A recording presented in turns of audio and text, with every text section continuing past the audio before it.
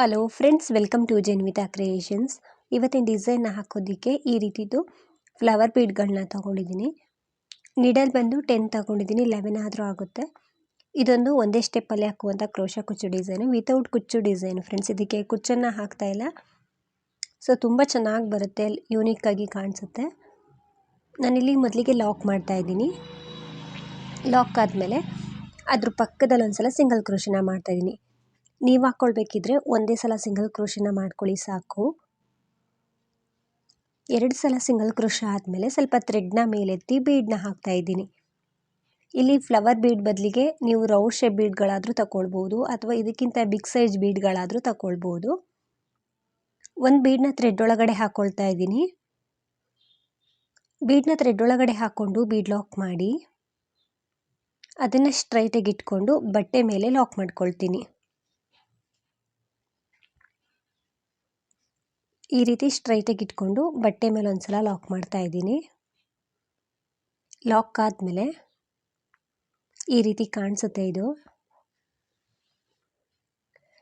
ಇವಾಗ ನಾವು ಚೈನ್ಗಳನ್ನ ಹಾಕ್ಕೊಳ್ಬೇಕು. 1 2 3 4 ಚೈನ್ಗಳನ್ನ ಹಾಕಿದ್ದೀನಿ. 4 ಚೈನನ್ನು ಹಾಕಿ ಬಟ್ಟೆನ ಸ್ವಲ್ಪ ಹಿಂದೆ ತಿರುಗಿಸ್ಕೊಂಡು ಈ ಸೈಡು ಲಾಕ್ ಇರುತ್ತಲ್ವ, ಈ ಲಾಕ್ ಮೇಲೆ ಅಂದರೆ ಎರಡರ ಮಧ್ಯದಲ್ಲೇ ಲಾಕ್ ಮಾಡ್ತಾ ಇದ್ದೀನಿ. ಈ ಲಾಕ್ ಮೇಲೆ ಸಿಂಗಲ್ ಕ್ರೋಶನ ಮಾಡಬೇಕು. ಸಿಂಗಲ್ ಕ್ರೋಶನ ಮಾಡಿ ಸೀದಾ ಸೈಡ್ಗೆ ತಿರುಗಿಸ್ಕೊಳ್ಬೇಕು ಬಟ್ಟೆಯನ್ನು. ಇದಕ್ಕಿಂತ ಏನಾದರೂ ಬಿಗ್ ಸೈಜ್ ಬೀಡನ್ನ ತಗೊಂಡಿದ್ರೆ ಚೈನ್ಗಳು ಕೂಡ ಜಾಸ್ತಿ ಆಗುತ್ತೆ, ನೋಡಿಕೊಂಡು ಹಾಕ್ಕೊಳ್ಳಿ. ಒಂದು ಚೈನನ್ನು ಹಾಕ್ಕೊಂಡೆ, ಸೀದಾ ಸೈಡ್ಗೆ ಬಟ್ಟೆಯನ್ನು ತಿರುಗಿಸ್ಕೊಂಡ್ಮೇಲೆ ಒಂದು ಚೈನ್ನ ಹಾಕಿ ಆ 4 ಚೈನ್ ಗ್ಯಾಪಲ್ಲಿ ಹೋಗಿ ಥ್ರೆಡ್ನ ತಂದು ಸಿಂಗಲ್ ಕ್ರೋಶನ ಮಾಡ್ತಾಯಿದ್ದೀನಿ. ಒಂದು ಸಲ ಸಿಂಗಲ್ ಕ್ರೋಶ ಆಯಿತು, ಎರಡನೇ ಸಿಂಗಲ್ ಕ್ರೋಶ, ಮೂರನೇ ಸಿಂಗಲ್ ಕ್ರೋಶ,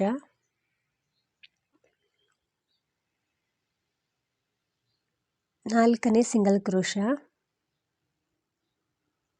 ಐದನೇ ಸಿಂಗಲ್ ಕ್ರೋಶ.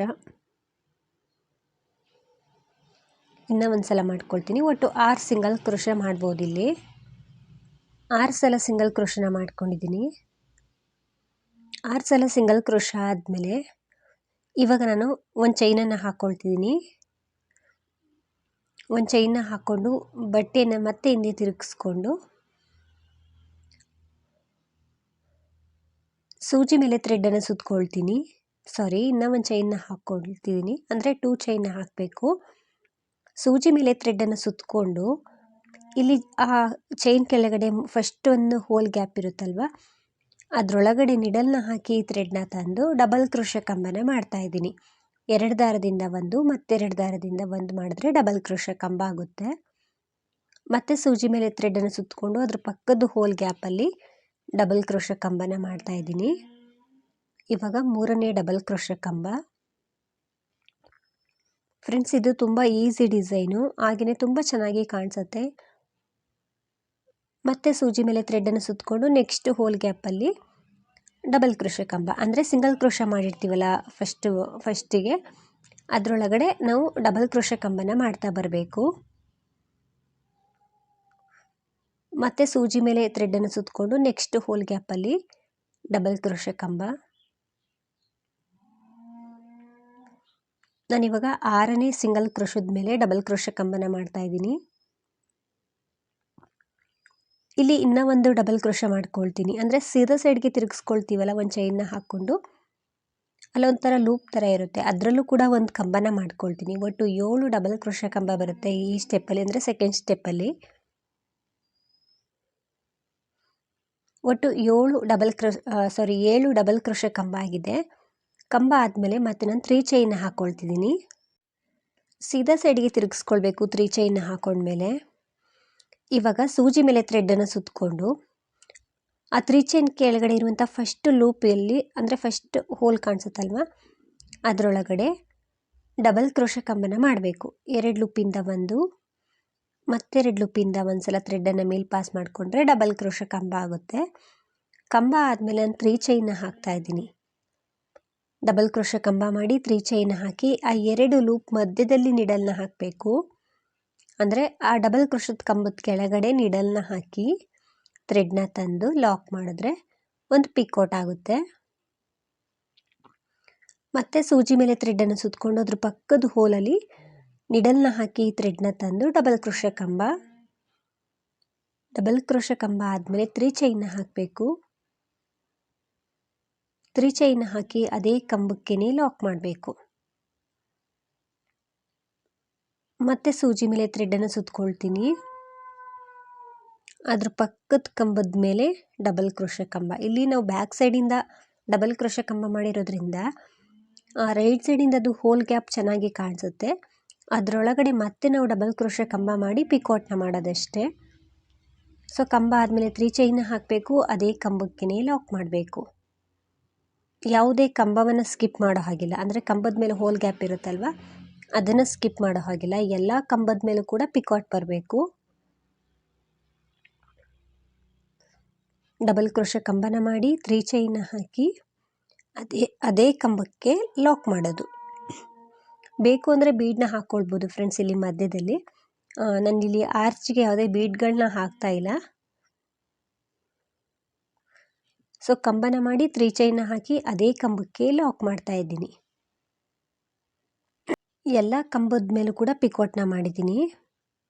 ಈ ರೀತಿ ಕಾಣಿಸುತ್ತೆ. ಇವಾಗ ನಾನು ಕೊನೆಯಲ್ಲಿ ಇನ್ನೂ ಒಂದು ಪಿಕೋಟ್ನ ಮಾಡ್ತಾ ಇದ್ದೀನಿ.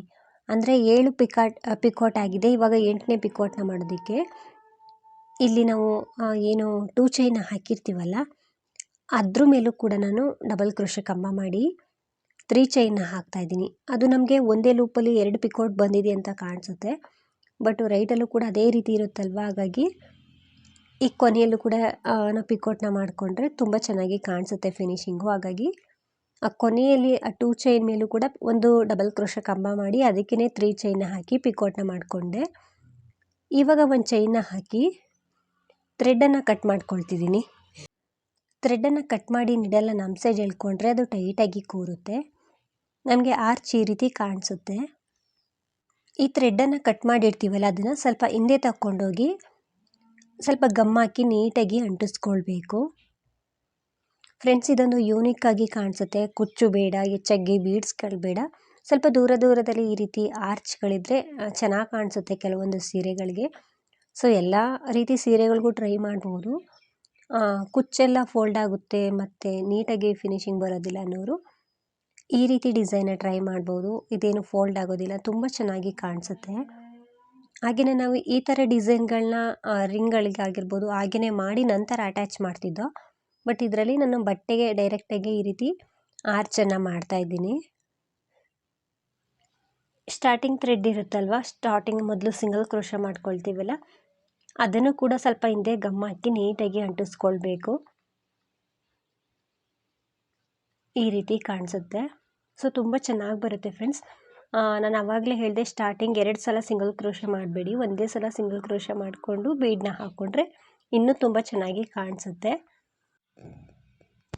ನಾನಿಲ್ಲಿ ಸ್ವಲ್ಪ ಗ್ಯಾಪ್ ಕೊಟ್ಟು ನೆಕ್ಸ್ಟ್ ಆರ್ಚನ್ನು ಮಾಡ್ತಾಯಿದ್ದೀನಿ. ಒಂದು 3 ಫಿಂಗರಷ್ಟು ಗ್ಯಾಪ್ ಕೊಟ್ಟರೆ ಸಾಕು. ಮತ್ತು ಇಲ್ಲಿ ನಾನು ಥ್ರೆಡ್ ಕಲರ್ನ ಚೇಂಜ್ ಮಾಡ್ಕೊಂಡಿದ್ದೀನಿ.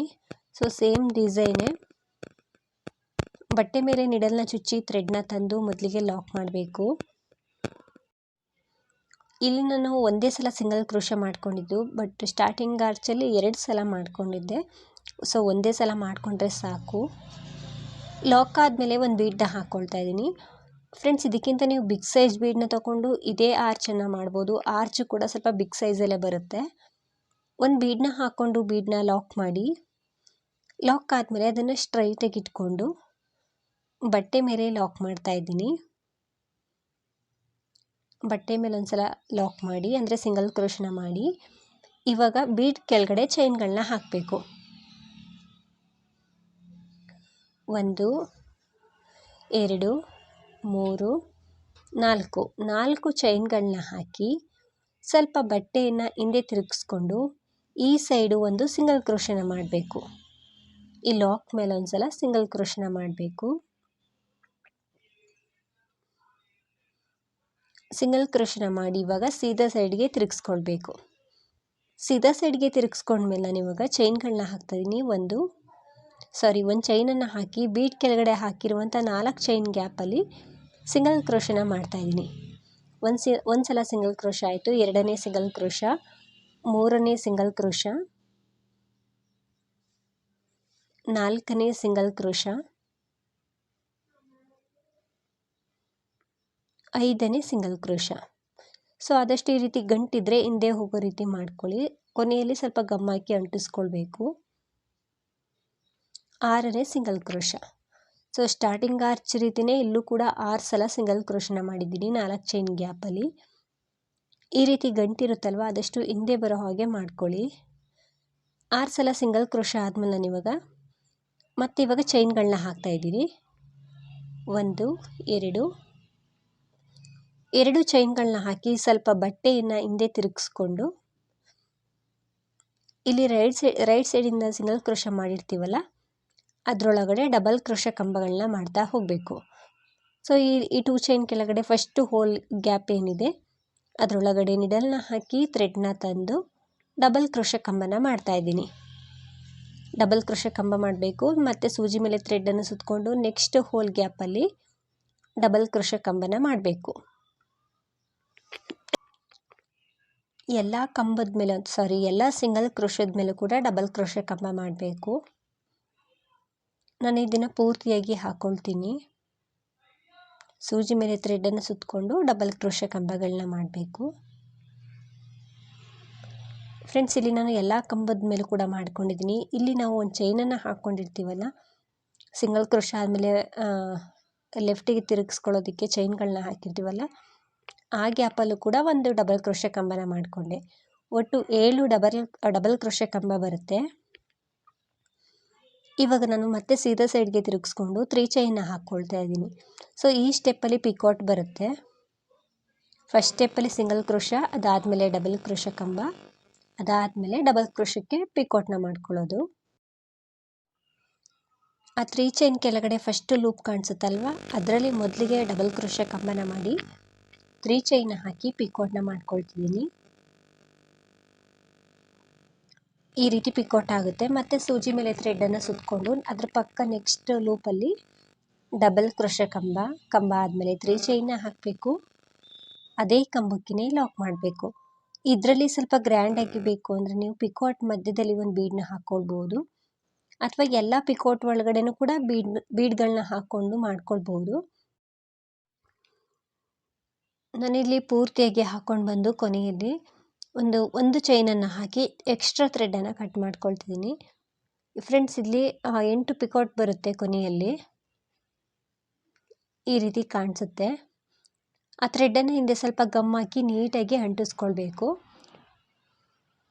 ಸೊ ಸ್ಟಾರ್ಟಿಂಗ್ ಆರ್ಚಲ್ಲಿ ನಾನು 2 ಸಲ ಸಿಂಗಲ್ ಕ್ರೋಶ ಮಾಡಿದ್ದೆ ಬೀಡನ್ನ ಹಾಕೋದಕ್ಕಿಂತ ಮುಂಚೆ. ಸೊ ಇಲ್ಲಿ ಒಂದೇ ಸಿಂಗಲ್ ಕ್ರೋಶ ಇರೋದ್ರಿಂದ ಸೊ ತುಂಬ ಚೆನ್ನಾಗಿ ಕಾಣಿಸ್ತಿದೆ. ಈ ರೀತಿ ಬರುತ್ತೆ. ನೀವು ಸೀರೆಗಳಿಗೆ ಹಾಕ್ಕೊಂಡ್ರೆ ಇದೇ ರೀತಿಯಾಗಿ ಹಾಕ್ಕೊಳ್ಬೋದು. ಸ್ವಲ್ಪ ಜಾಸ್ತಿನೇ ಗ್ಯಾಪ್ ಆಯಿತು ಅನ್ನಿಸ್ತು, ಇನ್ನೂ ಸ್ವಲ್ಪ ಹತ್ರ ಬೇಕಿದ್ದರೆ ನೀವು ಹಾಕ್ಕೊಳ್ಬೋದು. ಡಬಲ್ ಕಲರಲ್ಲಿ ಈ ರೀತಿ ಕ್ರೋಶ ಕುಚ್ಚನ್ನು ನಾವು ಸೀರೆಗೆ ಡೈರೆಕ್ಟಾಗಿ ಹಾಕ್ಕೊಂಡ್ರೆ ತುಂಬಾ ಚೆನ್ನಾಗಿ ಕಾಣಿಸುತ್ತೆ. ಇದಕ್ಕೇನು ಎಕ್ಸ್ಟ್ರಾ ಕುಚ್ಚೇನೂ ಬರೋದಿಲ್ಲ. ಕುಚ್ಚು ಬೇಕು ಅಂದರೂ ಕೂಡ ಫ್ರೆಂಡ್ಸ್ ಹಾಕ್ಕೊಳ್ಬೋದು, ಬಟ್ ಇದೇ ತುಂಬಾ ಚೆನ್ನಾಗಿ ಕಾಣಿಸ್ತಿತ್ತು. ಇದಕ್ಕೆ ಪ್ರೈಸ್ ಬಂದು ಒಂದು 700 ಅರೌಂಡ್ ಚಾರ್ಜ್ ಮಾಡ್ಬೋದು. ನೀವು ಪ್ಲೇಸ್ ಮೇಲೆ ಡಿಪೆಂಡ್ ಆಗಿರುತ್ತೆ. ಇಷ್ಟೇ ಅಂತ ಹೇಳೋಕ್ಕಾಗಲ್ಲ, ಹೆಚ್ಚು ಕಡಿಮೆ ಮಾಡ್ಕೊಳ್ಬೋದು. ಡಿಸೈನ್ ಅಂತೂ ತುಂಬ ಚೆನ್ನಾಗಿ ಬರುತ್ತೆ, ಯೂನಿಕ್ ಆಗಿದೆ. ನೀವೊಮ್ಮೆ ಟ್ರೈ ಮಾಡಿ.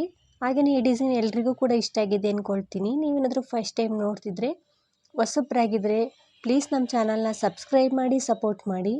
ಫೇಸ್ಬುಕ್ಕಲ್ಲಿ ಏನಾದರೂ ನೋಡ್ತಿದ್ರೆ ಫೇಸ್ಬುಕ್ ಪೇಜನ್ನು ಫಾಲೋ ಮಾಡಿ. ಆದಷ್ಟು ವಿಡಿಯೋನ ಲೈಕ್ ಮಾಡಿ, ಶೇರ್ ಮಾಡಿ. ಹೇಗಿದೆ ಅಂತ ಕಮೆಂಟ್ ಮೂಲಕ ತಿಳಿಸಿ. Thank you.